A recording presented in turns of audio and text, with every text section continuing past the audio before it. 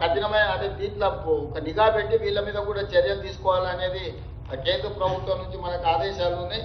Toll free number కూడా ఉన్నాయి. Toll free నెంబర్ను కూడా ఫిర్యాదుల కోసం ఇట్లాంటివి వస్తుంది కదా, దాని కలెక్టర్లు అందరూ షాప్ల ముందర డిస్ప్లేలో రాపించి పెట్టండి.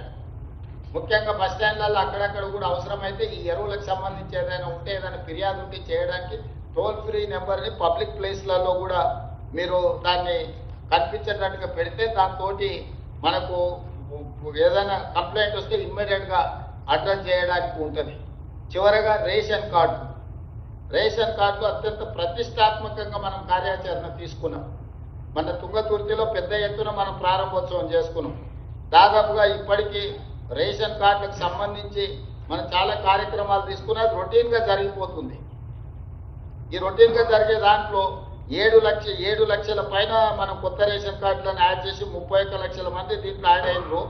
దాదాపు ఇప్పుడు రాష్ట్రంలో 96,95,000 రేషన్ కార్డులు ఉన్నాయి. దాదాపుగా 3,10,00,000 మంది రోజు రేషన్ ఉపయోగించుకుంటున్నారు. ఇంతకుముందు రేషన్ కార్డు కానీ రేషన్ షాపులు కానీ డిమాండ్ లేదు. దొడ్డు బియ్యం ఇచ్చినప్పుడు ఎవరు పెద్దగా దాన్ని పట్టించుకొని దొడ్డు బియ్యం తెచ్చుకున్న సందర్భాలు లేవు. అదేదో బ్లాక్ మార్కెట్లలో మిల్లర్స్ ఎవరో కొనుక్కొని ఎవరో పోయేది. ఇప్పుడు ప్రభుత్వం పౌర సరఫరాల శాఖ ప్రజలకందరికీ సన్న బియ్యం ఇవ్వాలని డిసైడ్ చేయడంతో ప్రతి వాడు ఖచ్చితంగా సన్న బియ్యం తీసుకుంటున్నాడు. ప్రతి మనిషికి 6 కిలోల చొప్పున 3,10,00,000 మందికి ఈరోజు తెలంగాణ రాష్ట్ర ప్రభుత్వం సన్న బియ్యం ఇస్తుంది. నిన్న మొన్న పౌర సరఫరాల శాఖ 3 నెలలకు ఒకేసారి సంబంధించిన రేషన్ ఇచ్చింది. దాంతో రేషన్ కార్డులకు విపరీతమైన డిమాండ్ పెరిగింది.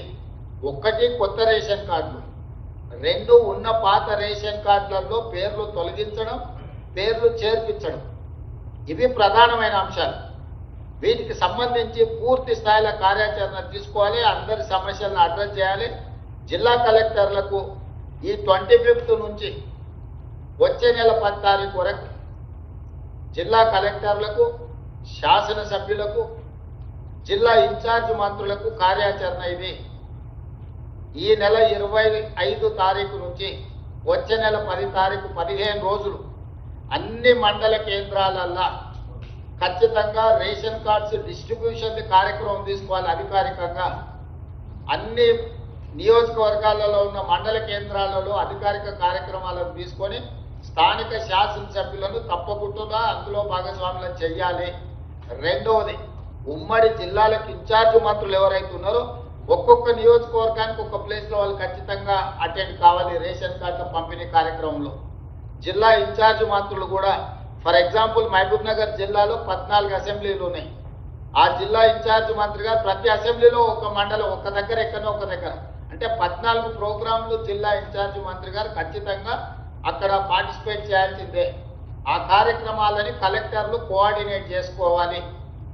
ఒక నియోజకవర్గం 2-3 జిల్లాలలో కూడా ఉంటుంది కాబట్టి ఎక్కడ పెడుతుందో ఒక దగ్గర పెట్టినప్పుడు రెండో కలెక్టర్కు వాళ్ళు ఇంటిమేషన్ ఉండాలి, కోఆర్డినేషన్ ఉండాలి. ఈ కోఆర్డినేషన్ చేయాల్సింది, ఇన్స్ట్రక్షన్ ఇవ్వాల్సింది, ఇది ఏ మండలంలో పెడితే బాగుంటుందో నిర్ణయం తీసుకోవాల్సింది కూడా ఇన్ఛార్జ్ మినిస్టర్. ఆ లోకల్ ఎమ్మెల్యేని అడిగి వాళ్ళు ఎక్కడ అడుగుతారో అట్లీస్ట్ నియోజకవర్గానికి ఒక దగ్గర ఇన్ఛార్జ్ మినిస్టర్ పార్టిసిపేట్ చేస్తే ప్రజలకు పూర్తిగా సమాచారం చేరుతుంది, ప్రభుత్వం రేషన్ కార్డు ఇస్తుంది అని. దాన్ని పూర్తి స్థాయిలో డిజిటల్ కార్డు వచ్చడానికి సమయం పడుతుంది కాబట్టి ప్రింటెడ్ కార్డు ఇచ్చి ఒక మంచి కార్యక్రమాన్ని ప్రజలకు అందుబాటులో తీసుకొని రావాలి. ఈ సందర్భంగా కలెక్టర్లు అన్ని మండలాలు తిరగాల్సిందే. ప్రతి మండలంలో రేషన్ కార్డుల పంపిణీ కార్యక్రమంలో స్థానిక ఎమ్మెల్యేతో పాటు కలెక్టర్లు, అడిషనల్ కలెక్టర్లు పాల్గొనాలి. ప్రతి మండలం మీరు మీ మండలాన్ని రోడ్ మ్యాప్ చేసుకొని ఈ నెల 25 నుంచి వచ్చే నెల 10 తారీఖు దాదాపుగా 15-16 రోజులు ఉంటుంది. మీకు ఏ జిల్లాలో కూడా 8 మండలాలు, 10 మండలాలు, 15 మండలాలు, 20 మండలాలు, రోజుకు 2 మండలాలు పెట్టుకుంటే కూడా 15 రోజులలో మీరు 30 మండలాలలో తిరగవచ్చు. ఎక్కడైనా కొంచెం అధికంగా ఉంటే 3 పెట్టుకోండి. పక్కన మండలాలు 3 కార్యక్రమాలు చేసుకోవడం కూడా పెద్ద విషయం కాదు. కింద ప్రతి మండలానికి ఒక డిజిగ్నేటెడ్ ఆఫీసర్కు బాధ్యత ఇవ్వండి. అదే రెవెన్యూ ఆఫీసరా, ఎంఆర్ఓ, తహసీల్దారా, లేకపోతే ఎవరిని ఇస్తారో ప్రతి మండలానికి ఒక అధికారిని ఇచ్చి ఆ మండలంలో ఎన్ని కార్డులు ఇస్తుండ్రు, కొత్త ఎన్ని ఇస్తుండ్రు, పేర్ల తొలగింపు, పేర్ల కొత్తగా నమోదు చేసుకునే అన్ని డీటెయిల్స్ కూడా అక్కడ మీరు అక్కడ వాళ్ళకి చెప్పాలి, ప్రజలకు వివరించాలి కార్యక్రమం తీసుకొని. ఇది పెద్ద ఎత్తున తీసుకొని ముందుకు వెళ్ళాలి. జిల్లా ఇన్ఛార్జ్ మంత్రులు కూడా ఖచ్చితంగా దీన్ని పర్యవేక్షించాలి. ఎందుకంటే దాదాపుగా 3,12,72,988 మందికి ఈరోజు మనం సన్నబియ్యం ఇస్తున్నాము. 96,95,299 కార్డులు ఇప్పటి వరకు.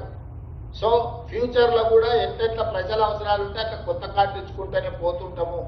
కాబట్టి ఈరోజు సన్నబియ్యం ఇవ్వడం వల్ల రేషన్ కార్డు విలువ, రేషన్ షాపు విలువ పెరిగింది. దీన్ని ప్రజలకు మెటిక్యులస్గా చేరవేయాల్సిన బాధ్యత కలెక్టర్లదే. కలెక్టర్ల కింద కార్యాచరణ చేసుకొని లోకల్ ఎమ్మెల్యేలకు ఇంటిమేషన్ ఇవ్వండి. ఈ కలెక్టర్లను ఉమ్మడి జిల్లా ఇన్ఛార్జ్ మంత్రులు పర్యవేక్షణ చేసి వాళ్ళందరితో కూడా మెటిక్యులస్గా దీన్ని చేయించాలి.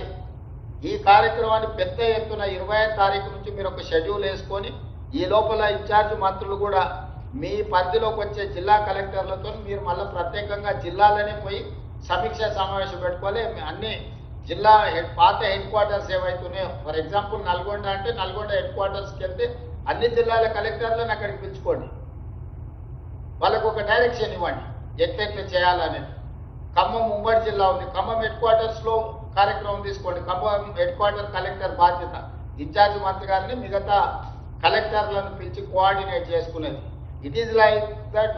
వరంగల్ కానీ ఏదైనా కరీంనగర్ కానీ హెడ్ క్వార్టర్స్ కలెక్టర్, పాత ఉమ్మడి జిల్లా హెడ్ క్వార్టర్స్ కలెక్టర్ మిగతా కలెక్టర్లతో సమన్వయం చేసుకోవాలి, ఆ జిల్లా మంత్రులతో సమన్వయం చేసుకోవాలి, ఇన్ఛార్జ్ మంత్రులతో సమన్వయం చేసుకొని మీరు కార్యాచరణను తీసుకొని ఈ నెల 25 నుంచి వచ్చే నెల 10 తారీఖు లోపల టోటల్గా మీరు స్కెడ్యూల్ వేసుకొని ఈచ్ అండ్ ఎవ్రీ మండల్కి ఒక ఆఫీసర్ని బాధ్యత వేసి మీరు కార్యాచరణ చేసుకొని ఈ జిల్లా ఇన్ఛార్జ్ మంత్రి ప్రతి నియోజకవర్గంలో ఏదో ఒక దగ్గర పార్టిసిపేట్ చేసేటట్టు కార్యాచరణ చేసి హెడ్ క్వార్టర్స్ కలెక్టర్ని కోఆర్డినేట్ చేయాలి. ఇది లేకపోతే ఏమవుతుందంటే ఎవరిని కోఆర్డినేట్ చేస్తున్నారు, ఎవరు పర్యవేక్షిస్తున్నారు, ఎవరు కోఆర్డినేట్ చేస్తున్నారు, ఏం జరుగుతుందో కమ్యూనికేషన్ గ్యాప్ ఉంటే ఇది ఇబ్బంది అవుతుంది. కాబట్టి ప్రజలకు క్లియర్గా చెప్పండి, రేషన్ కార్డులు పంచడం అనేది నిరంతర ప్రక్రియ.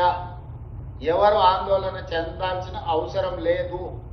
మిగతా సీజనల్ వ్యాధులు కానీ ఈరోజు మనం తీసుకున్న నిర్ణయాలు కానీ ఇన్ఛార్జ్ మినిస్టర్లు సాగునీటి ప్రాజెక్టులు ఉంటే నీళ్ళకి సంబంధించి కానీ వర్షాల వల్ల వచ్చిన ఏమైనా ఇబ్బందులు ఉంటే కూడా సమీక్ష చేసినప్పుడు కలెక్టర్ల సమీక్షలో ఇన్ఛార్జ్ మినిస్టర్స్ అందరూ కూడా ఈ అన్ని విషయాలను ఈరోజు మనం 5 విషయాలను ఏదైతే వేసుకున్నా ఎక్కడికక్కడ లోకల్గా మీరు కూడా మళ్ళీ ఇన్ఛార్జ్ మినిస్టర్స్ కూడా వీటిని సమీక్ష చేయాలి. అంటే భారీ వర్షాల విషయంలో కావచ్చు, హెల్త్ విషయంలో కావచ్చు, వ్యవసాయం విషయంలో కావచ్చు, నీటిపారుదల శాఖ నీళ్ళని అంటే వాటిని ఏ విధంగా ఒడిసి పట్టుకోవాలి, ఏ విధంగా మనము వినియోగించుకోవాలి కావచ్చు.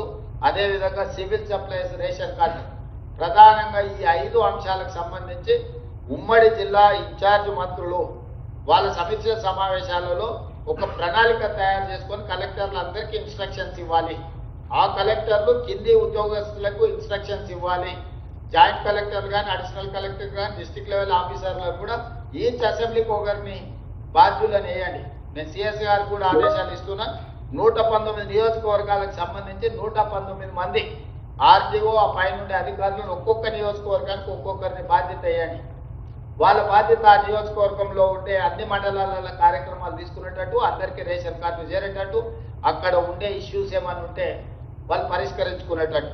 అదేవిధంగా సాగునీటి పారుదల health secretary, irrigation secretary, civil supplies commissioner, disaster మేనేజ్మెంట్కు సంబంధించి స్పెషల్ చీఫ్ సెక్రటరీ నుంచి మొదలు పెడితే ఎస్డిఆర్ఎఫ్, ఈ మున్సిపల్ కమిషనర్స్ వీళ్ళందరూ కూడా మీరు ఇంటర్నల్ ఒక రివ్యూ పెట్టుకోవాలి. ఎప్పటికప్పుడు మీకు కోఆర్డినేషన్ ఉండాలి. ఈ అధికారులు ఒక వాట్సాప్ గ్రూప్ కానీ ఏదైనా పెట్టుకోండి. తర్వాత వెదర్ ఫోర్కాస్ట్ కూడా నేను కలెక్టర్లకు స్టాండింగ్ ఇన్స్ట్రక్షన్స్ ఇస్తున్నా. వెదర్ ఫోర్కాస్ట్ తీసుకొని 3 గంటల ముందే మీరు అప్రమత్తం చేయొచ్చు. లోకల్ ఉండే అధికారులను కానీ ఏమైనా కానీ రైతులు ఏమైనా పంటలు కానీ